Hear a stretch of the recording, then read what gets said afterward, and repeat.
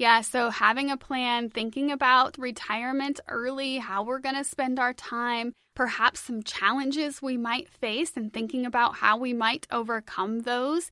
Thinking about friends or family who have already retired and talking with them about what are some things that I should be thinking about before I retire. Perhaps that can give us a bit of a head start on embracing those challenges that we might face and then thinking about some really positive solutions. A Kansas State University Extension specialist in adult development and aging says that retirement is one of life's most stressful events, and it's not all tied to retirement savings.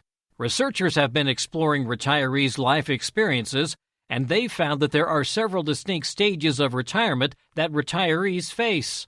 On today's Sound Living, the ups and downs of retirement. Sound Living is a weekly public affairs program produced by Research and Extension at Kansas State University. I'm Jeff Wichman. K-State Extension Specialist in Adult Development and Aging in the College of Health and Human Sciences, Erin Martinez, says that it's important to have a plan for when the initial excitement of retirement wears off and you begin to wonder what's next.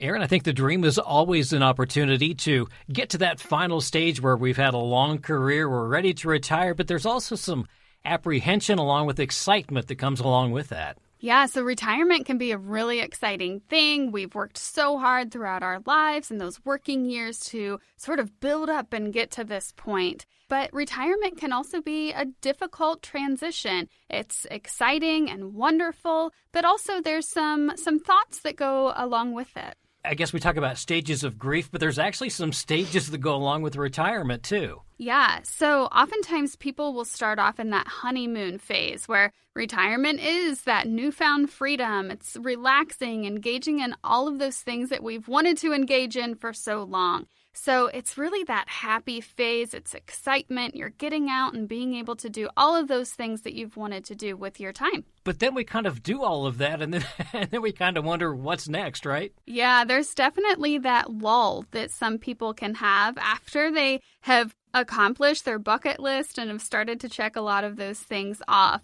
So sometimes they might feel bored, perhaps have a lack of a sense of purpose, and just missing that overall stimulation from the workplace, but also that stimulation from, checking off the items on your bucket list. How do we deal with that when we kind of get to the point where we're somewhat, I guess, disenchanted with the way things are going? How do we kind of work through that phase? Yeah, so the next phase is reorientation. So during that, retirees will reassess their retirement, engage in new things, and reinvigorate their sense of purpose. So they might at this point develop a more realistic plan for their retirement years. And some of that really is just kind of maybe fostering some old relationships and new relationships? Yeah, so after we go through that reorientation phase, we can develop more of a routine and get settled in. So that's when we start to really adapt to that new retired life and feel content with our activities and purpose. Talk a little bit more about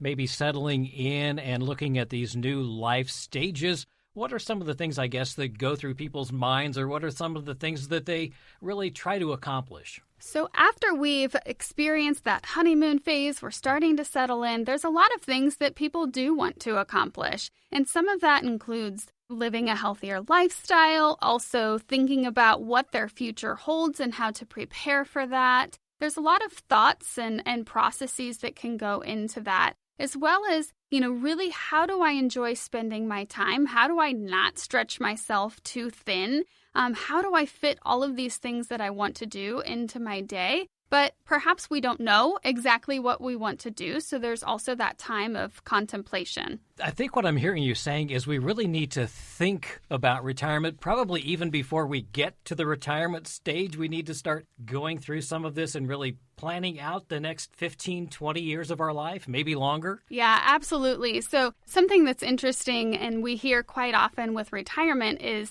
you retire, you have all these aspirations for doing all of these fun things. And then it's, okay, now what? So preparing ahead of time can be really valuable because you're thinking about, what do I want to do beyond that? You're preparing yourself for all of that time that you're going to have. But it's really important to think about that beforehand because quite frankly, we might be completely blindsided by all of the time that's, suddenly available to us. That is an interesting point because we do spend so many hours of our day working. The other is probably sleeping, and sometimes we're around the house for maybe just 2, 3, 4 hours a day. But when we retire, suddenly we're there all the time. Yeah, and, at first that might be great. But eventually you might experience some boredom or be a little lonely, just not really know what to do. Perhaps you've, gotten those gardening projects going and you've been tackling those projects around the house. But essentially, what are we going to do to keep entertaining ourselves and stay active and engaged in the community? And that can be a difficult thing.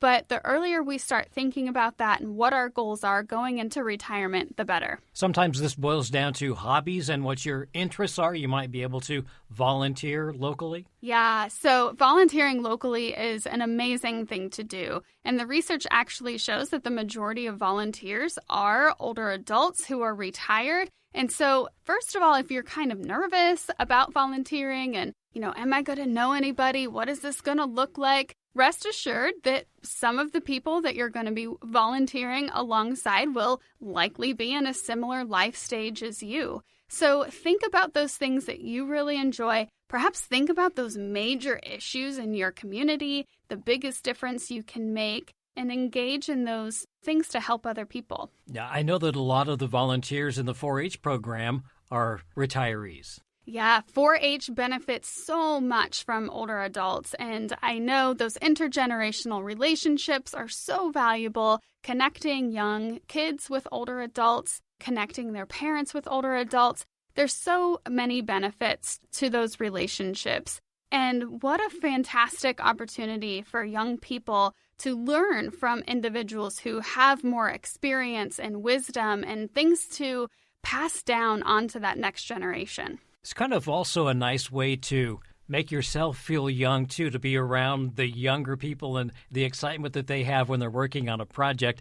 I think that does kind of make everybody feel a little bit younger when you're around younger people. Yeah, so the more active and engaged you are, ultimately the healthier you're going to be. Both physically, mentally, emotionally, it's going to benefit everyone involved. But think about this, if you're sitting at home and not doing a whole lot, or if you're out and about in the community, engaging with others, helping others, I think the latter is probably going to make us feel a little bit more fulfilled and giving us that really important purpose in life.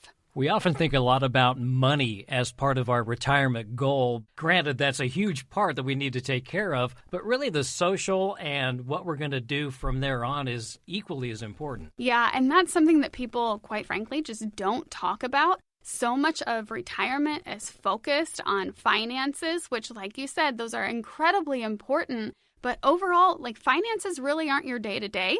These social aspects are.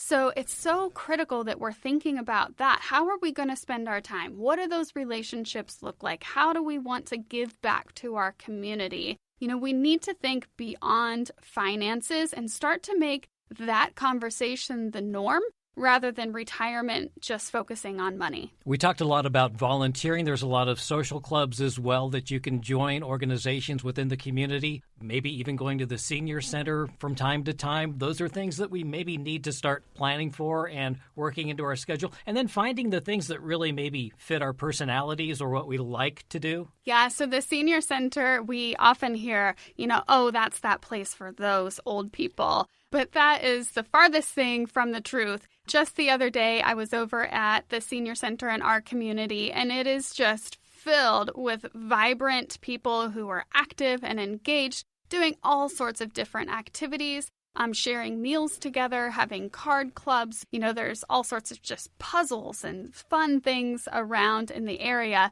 But they're also doing, exercise classes and learning new things. And we were over doing some nutrition workshops. So just learning more about new things that we can put into our diet as we age and, how our taste buds change. And so it was just a really fun way to talk about new ways to incorporate fun things into our diet. But that's just one example of some great things that are going on at your local senior center. And I really encourage you to, push that stereotype aside that it isn't just for those old people. Extension also has a lot of programs that they do that really focus on older adults. There's so many things that Extension engages in that includes older adults. As we were talking about earlier, the 4-H volunteers, but we also have a lot of programs focusing on strength training, fall prevention, thinking about retirement, as we're talking about right now, thinking about Alzheimer's disease and brain health. There's so many things that are critical to our health and well-being that Extension is focusing on in order to improve the lives of older adults and their families. And while the socialization is important in getting out as often as you can, some of these things can even be done online now. And another misconception, older people do know how to use their phones. They do know how to use computers. Yeah, technology, especially since COVID, has really ramped up. And the incoming sort of generations of older adults, these are people who used computers and technology, throughout their years in the workforce. And so I think we oftentimes have that stereotype, and we need to push that aside and realize that older adults are capable of using technology, even if they really haven't before. So there's some great ways to interact with people, to teach them technology, but also to include them in your technology-based programs. There's some things that Extension has provided with some ongoing groups working on caregiving and caregiving support through the Powerful Tools for Caregivers program. So there's a lot of ways that even if you're not mobile or, you're just unable to get to the Extension office for a program, you can still engage via technology. It sounds like retirement is something that, as we mentioned at the beginning, causes anxiety, excitement, and again, it's just one of those things that we need to have a plan for. Yeah, so having a plan, thinking about retirement early, how we're going to spend our time, perhaps some challenges we might face, and thinking about how we might overcome those. Thinking about friends or family who have already retired and talking with them about what are some things that I should be thinking about before I retire. Perhaps that can give us a bit of a head start on embracing those challenges that we might face, and then thinking about some really positive solutions. I know a lot of people move closer to their children if they have them. That is something that people do take into consideration, is the possibility of leaving a community that they've been in for a while and moving someplace new. Yeah, so we see some increased numbers of older adults who are moving after retirement, whether that's to be closer to their children or other family members. Sometimes we see those snowbirds who want that second residence or primary residence down in those warmer climates. So that is a common thing, but that can also really be a struggle if you've lived in the same community your whole life or for a large portion of your life. And so while that is exciting, we also need to make sure that we're prepared to navigate the emotional strain and sort of roller coaster that can come with that. But what an exciting opportunity to be able to join family, friends, join a new community. So it is a wonderful thing, but it may not be the most wonderful thing for everyone. So, working through, is this right for me? What could this look like? Those are, again, some things to think about. Communication always key no matter what you're doing. Absolutely. We always need to be communicating, particularly with a spouse or partner, our adult children, thinking about these things. Making informed decisions, all of that is so important. And if people want more information, they can visit the Extension office. There's publications online that they can check out. Absolutely. So your Extension agent will always have great information to connect you with. If they don't have that expertise themselves, they are more than happy to connect you with experts on the topic. And then people in the community who are able to work through these types of things. So, for example, the Senior Center and learning more about what they're able to provide. So always use your Extension office as a resource, and they have access to those online publications that are talking about tips for managing life after retirement. That's K-State Extension Specialist in Adult Development and Aging in the College of Health and Human Sciences, Erin Martinez, with information on managing the ups and downs of retirement. Sound Living is a weekly public affairs program produced by Research and Extension at Kansas State University. I'm Jeff Wichman, and this is the K-State Radio Network.